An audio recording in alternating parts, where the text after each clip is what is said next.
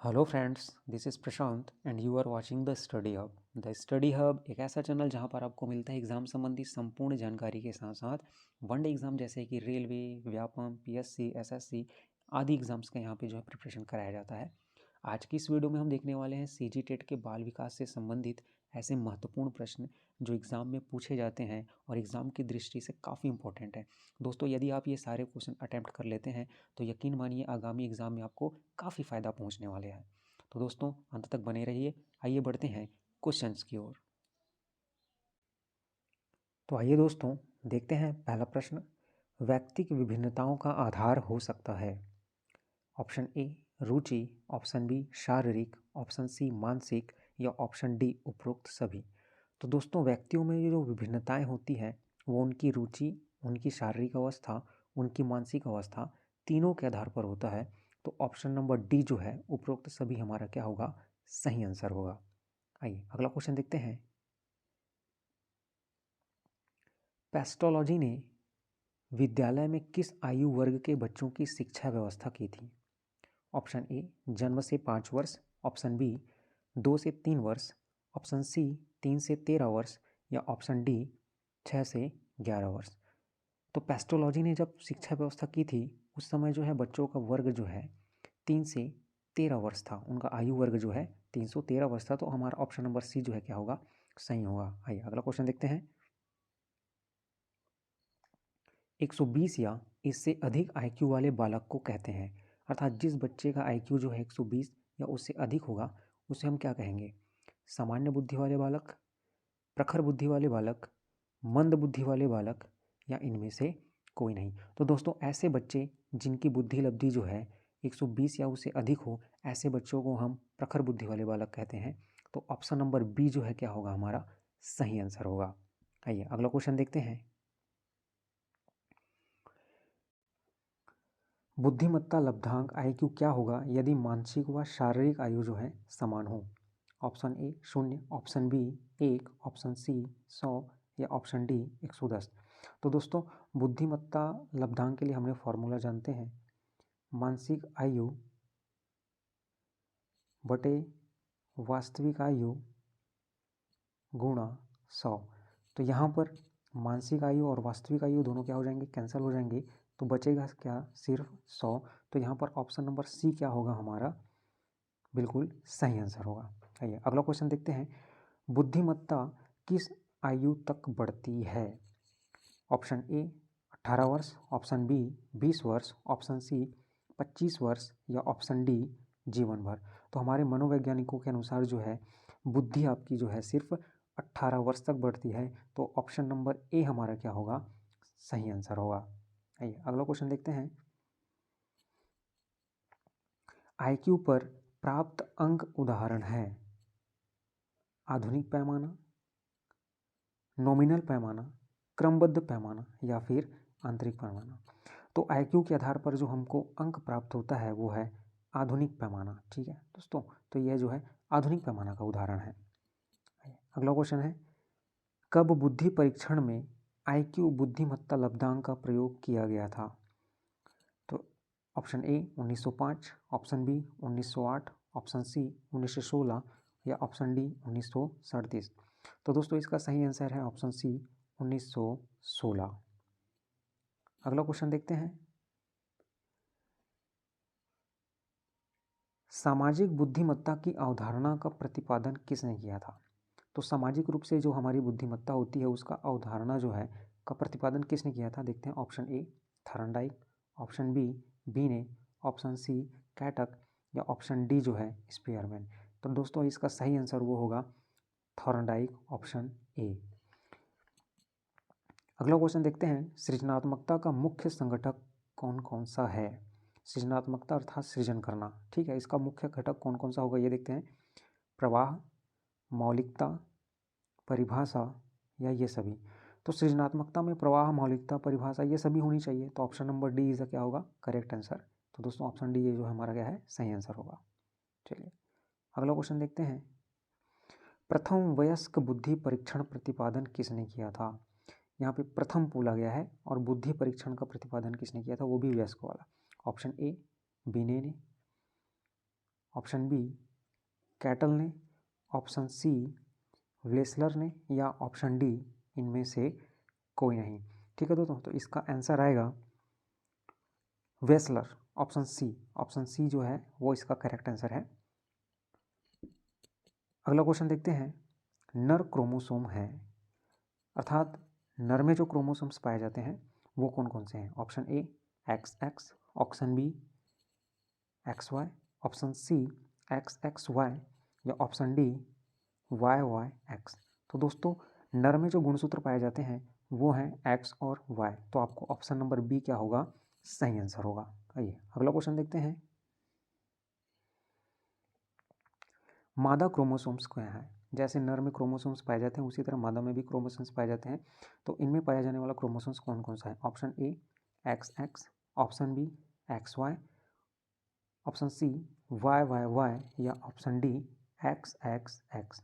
तो दोस्तों इसका सही आंसर होगा XX, ऑप्शन नंबर ए। मादा में जो है गुणसूत्र होते हैं वो हम X और X होते हैं। अगला क्वेश्चन देखते हैं। वंशानुगतता का निर्धारण होता है।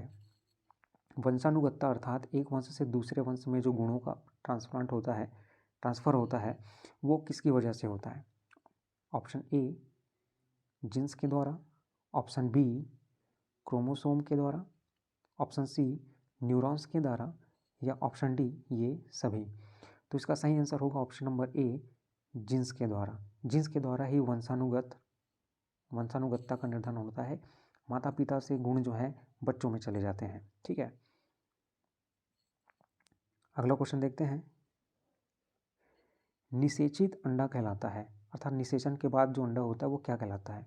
ऑप्शन ए भ्रूण, option B chromosomes, option C genes, या ऑप्शन डी इनमें से कोई नहीं। तो दोस्तों निषेचन के पश्चात जो अंडा होता है वो कहलाता है भ्रूण, तो ऑप्शन नंबर ए क्या हो जाएगा? आपका सही आंसर होगा। चलिए अगर आगे देखते हैं।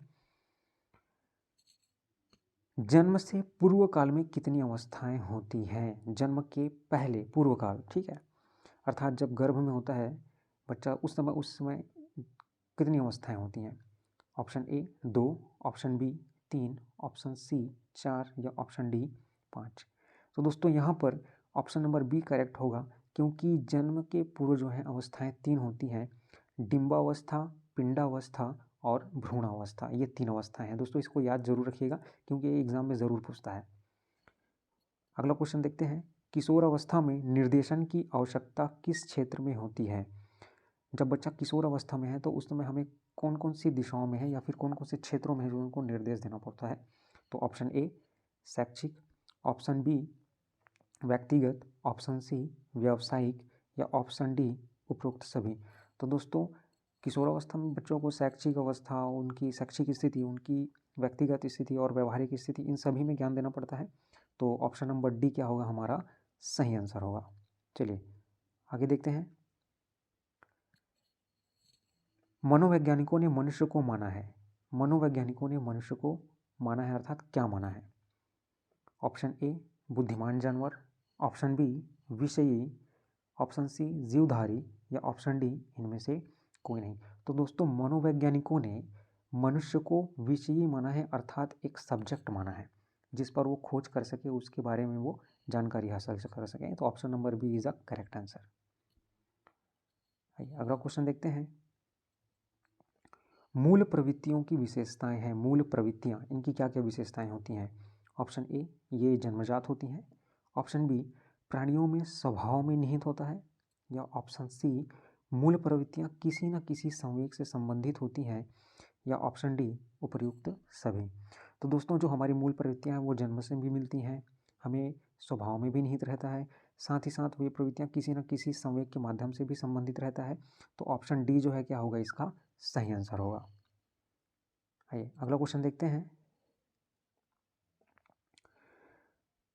मनोविज्ञान में अध्ययन की सर्वश्रेष्ठ विधि निम्नलिखित में से कौन सी है? ऑप्शन ए अंतर्दर्शन विधि, ऑप्शन बी प्रयोग विधि, ऑप्शन सी निरीक्षण विधि, या ऑप्शन डी प्रश्नावली विधि।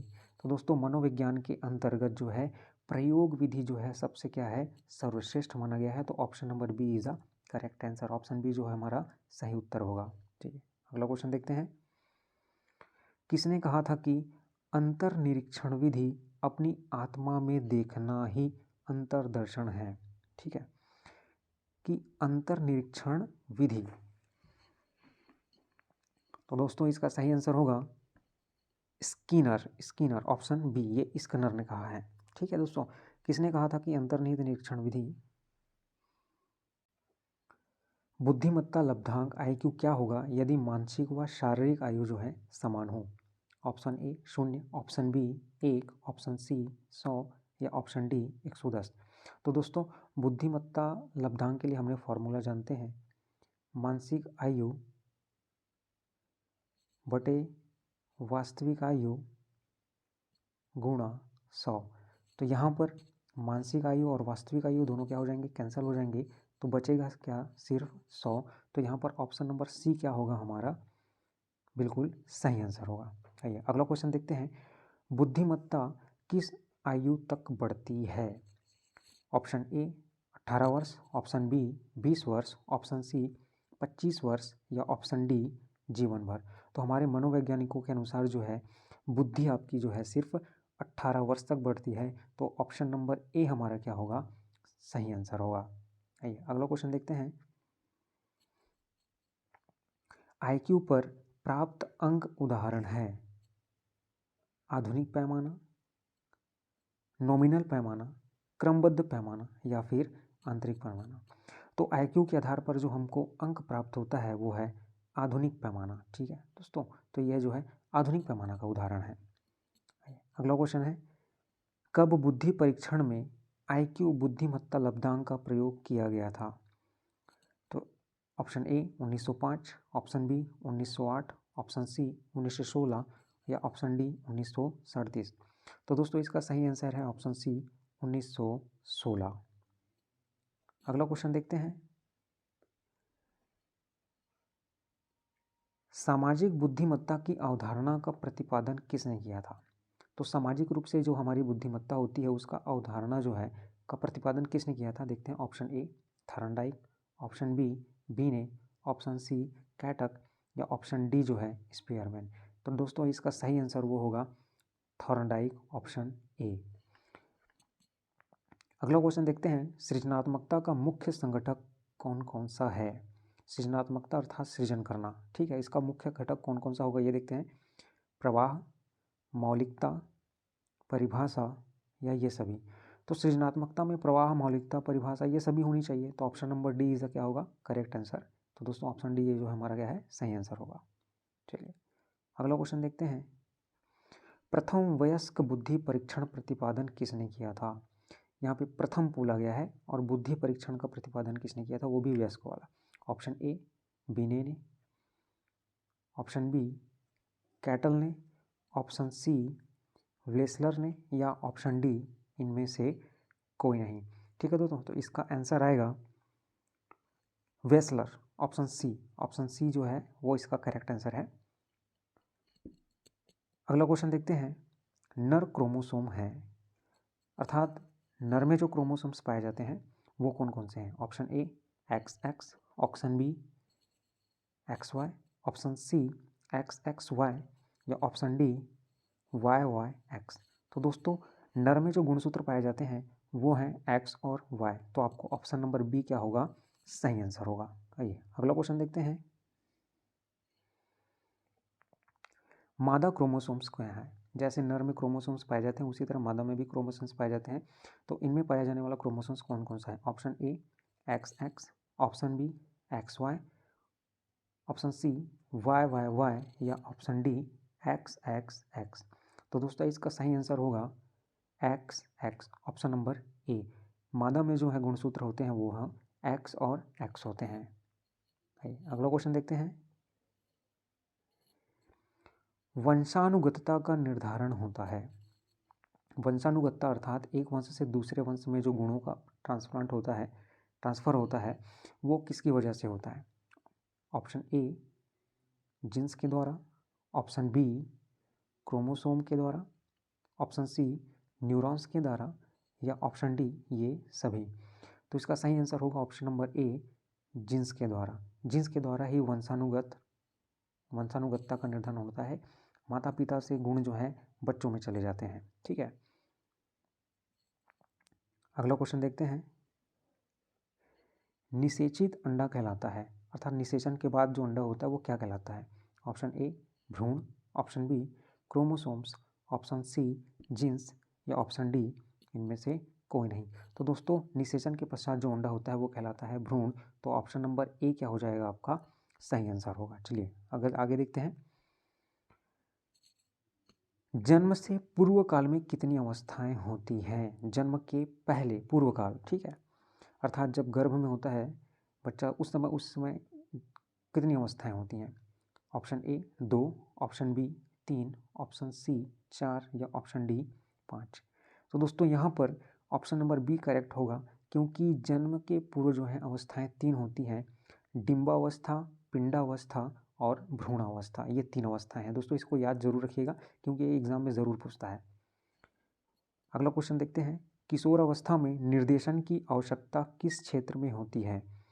जब बच्चा किशोर अवस्था में है तो उस समय हमें कौन कौन सी दिशाओं में है या फिर कौन कौन से क्षेत्रों में है जो उनको निर्देश देना पड़ता है?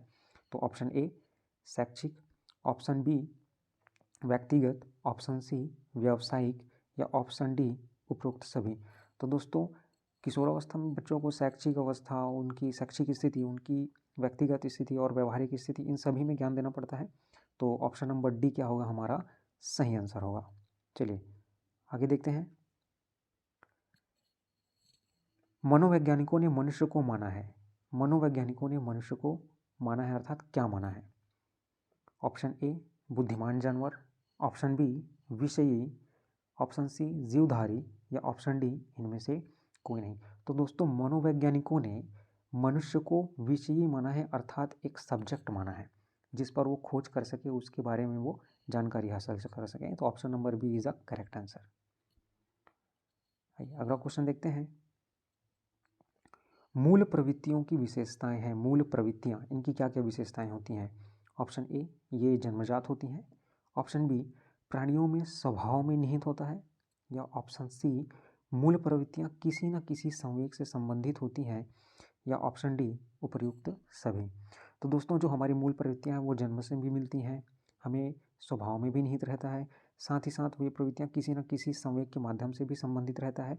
तो ऑप्शन डी जो है क्या होगा इसका सही आंसर होगा। आइए अगला क्वेश्चन देखते हैं।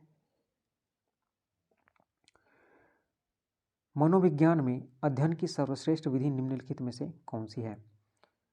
ऑप्शन ए अंतर्दर्शन विधि, ऑप्शन बी प्रयोग विधि, ऑप्शन सी निरीक्षण विधि या ऑप्शन डी प्रश्नावली विधि।